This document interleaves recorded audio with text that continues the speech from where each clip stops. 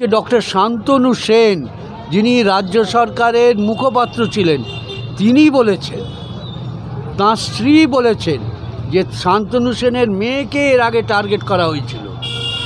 যারাই এই ধরনের অপরাধমূলক কাজের সঙ্গে জড়িত হতে চান না তাদেরকেই ধমক দেওয়া হয়, তাদেরকেই টার্গেট করা হয়। যে মেয়েটি মারা গেছে সে একটু প্রতিবাদ করেছিল। শান্তনু সেনের স্ত্রীর মন্তব্য পড়ুন। শান্তনু সেন যেই একথা বললেন অমনি তাকে রাতারাতি সরিয়ে দেওয়া হলো। কারণ এই সরকার এবং দল চায় সংসদ আয়ত্তিত আনুগত্য, সবসময় দলের পক্ষে কথা বলতে হবে, সত্যি কথা বলা যাবে না। आज कोलकाता के वार्ड नंबर 75 में एक ऑर्गेनाइजेशन वार्डगंज organisation for research and knowledge और M.E. चांद फाउंडेशन की जानिब से एक रैली का इनेकाद निकाला गया था और कहीं ना कहीं इस रैली के ज़रिए आरजीकर अस्पताल में जो साना हुआ उसे खराज अकीदत देने की कोशिश की गई। इस मौके पर वार्डगंज के इलाकाई लोगों ने हिस्सा लिया और आवाज़। मैं मोहम्मद शमीम हुसैन, आज मैं आपको एक ऐसे मुतहरिक शख्सियत से मिलाने जा रहा हूं जो समाजी कामों में बहुत पेश रहते हैं और आपकी मुलाकात कराता हूं और बात करते हैं हम लोग आरजीकर अस्पताल में जो सान्या हुआ है।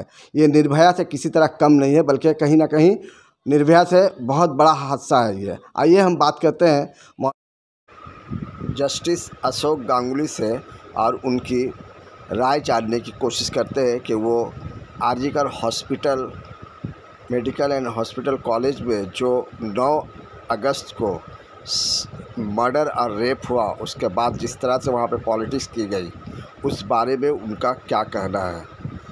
कोलकाता शहर में इस वक्त हर तरफ यही एक शोर है कि निर्भया की तरह जो हादसा कलकत्ता में हुआ है उससे सख्त से सख्त उस मुजरिम को सज़ा दी जाए। लोगों का मानना है कि जो कुछ भी हुआ वो इंसानियत सूझ वाक़या है। हवस के शिकारी को इस तरह आज़ाद ना छोड़ा जाए, बल्कि उसे फांसी की सज़ा दी जाए। आम लोगों का कहना है कि ऐसे शख्स को, ऐसे इंसान को जीने का हक नहीं। हिंदुस्तान की आवाम चाहती है कि इस शख्स ने, जिसने ये हादसा अंजाम दिया और जो इनमें मुलव्वस थे, उन्हें सख्त से सख्त सज़ा दी जाए ताकि आने वाली पीढ़ी इसे याद रखे और इस तरह के कारनामा अंजाम देने से पहले वो 100 बार सोचे कि उसके साथ क्या हो सकता है।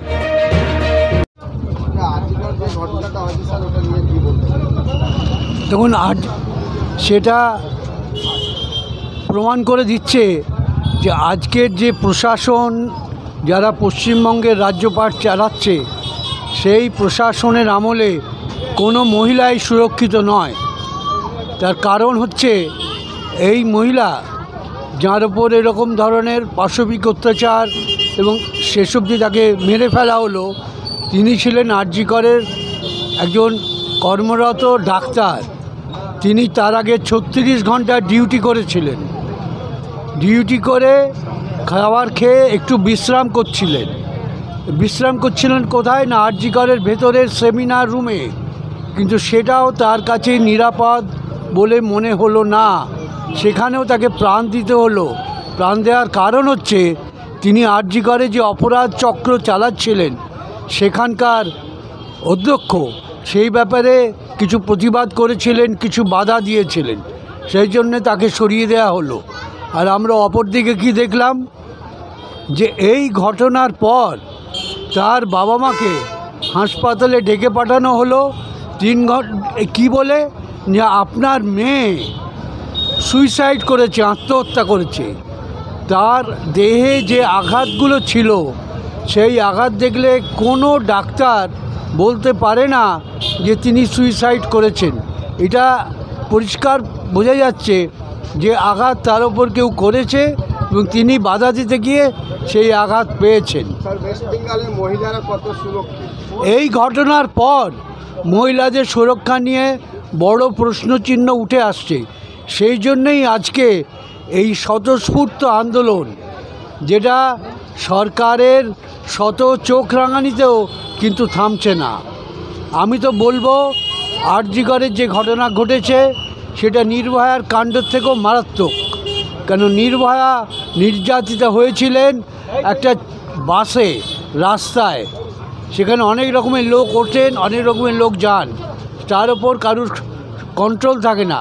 কিন্তু এই যে আরজি কর হাসপাতাল, সেটা একটা সরকারি হাসপাতাল এবং তিনি একদম সেইখানকার ডাক্তার।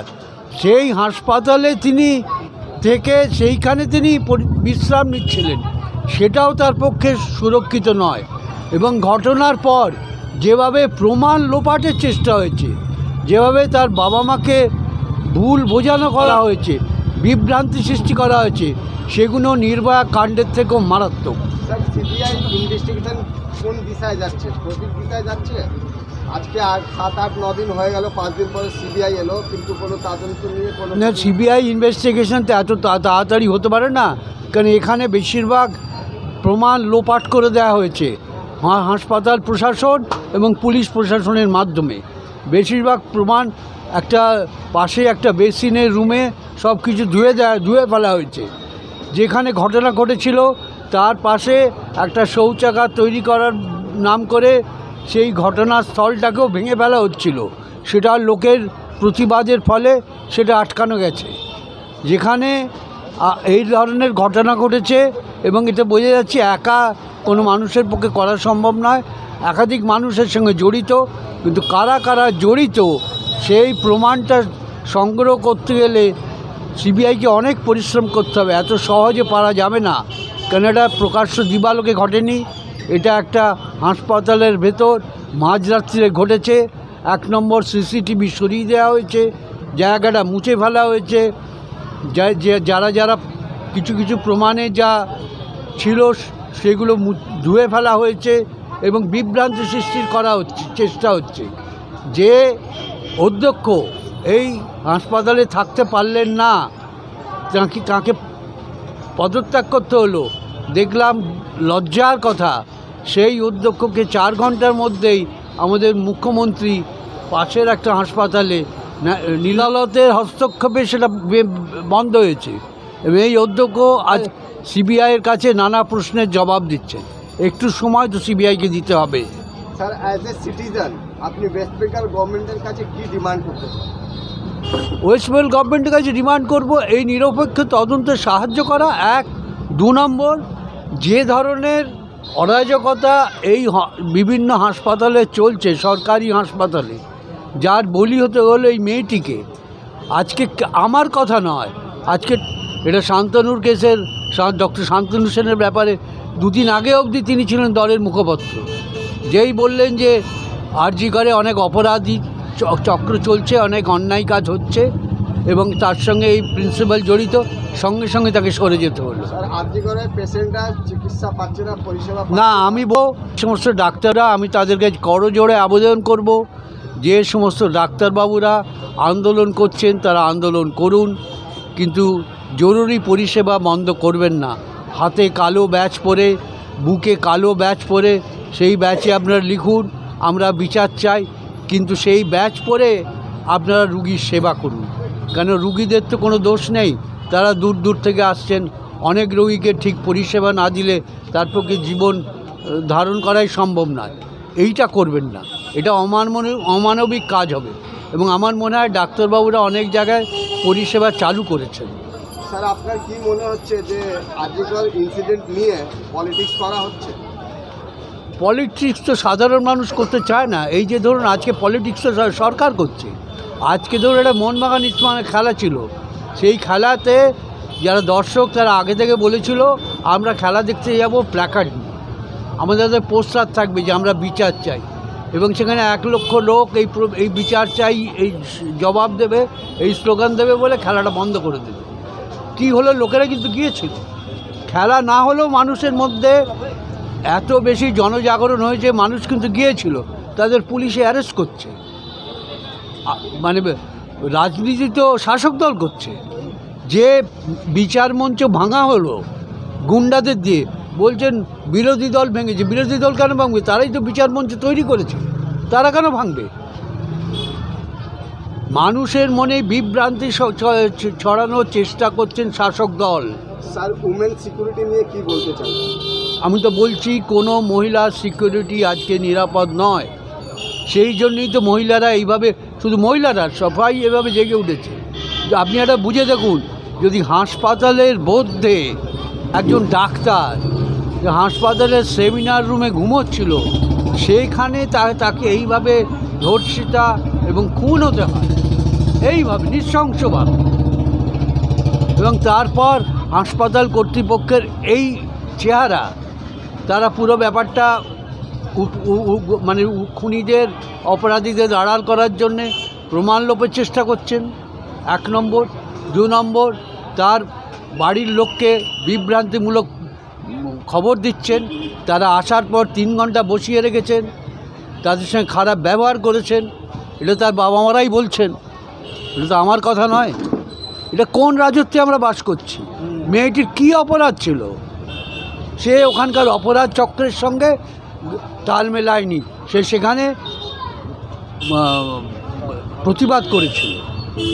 স্যার যে কালপ্রিট আছে তার সাজা নিয়ে কি বলতে চান? তার তো সাজা হবেই, চরম সাজা হওয়া উচিত। তার তো সাজা হওয়া উচিতই। মহিলাটির ওপর নৃশংস অত্যাচার হয়েছে।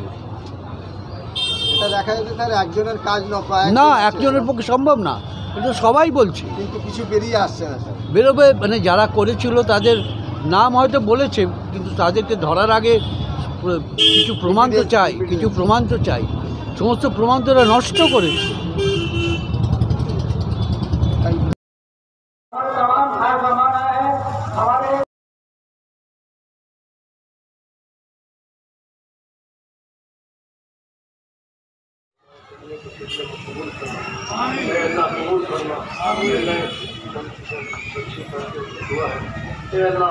ہم سے انتظار کرتے ہیں اور دل سے ہم اس کو نفرت کرتے ہیں جو لوگ دیے ہیں اللہ ان لوگوں کو اللہ سے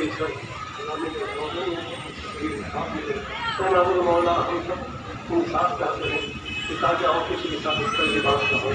اے اللہ ہم سب گنہگار ہیں، خطاکار ہیں. اس بچی کے ساتھ جو کچھ ہوا ہے اور یہ بہت بڑا ظلم ہوا ہے. یہ ظلم کا انصاف ہونی چاہیے. اور انصاف کے ساتھ ساتھ اللہ اس طرح کی بات آئندہ ہم لوگوں کے ساتھ نہ ہو نہ پائے، اس کے لیے ہم سب کوشش کریں اور اس طرح سے ہم لوگ مستحکم رہیں. ہم سب کو ایک اور نیک بنا دیں. اے اللہ ہم سب کے نکلنے قبول فرما دیں. اے اللہ ہم سب کو قربانی کرنے کی توفیق عطا فرما. اے اللہ ہمارے نکلنے کو، چلنے کو، پھرنے کو اور تمام چیزوں کو اللہ ہمارے دل سے اس کو قبول فرما دیں. ہم سب کے نکلنے کو قبول فرما لیں. ہمارے ماں بہنوں کو قبول فرما لیں، نوجوانوں کو قبول فرما لیں. اے اللہ بزرگوں کو قبول فرما لیں، ہمارے بچوں کو قبول فرما لیں، ہمارے معصوم بچوں کو قبول فرما لیں.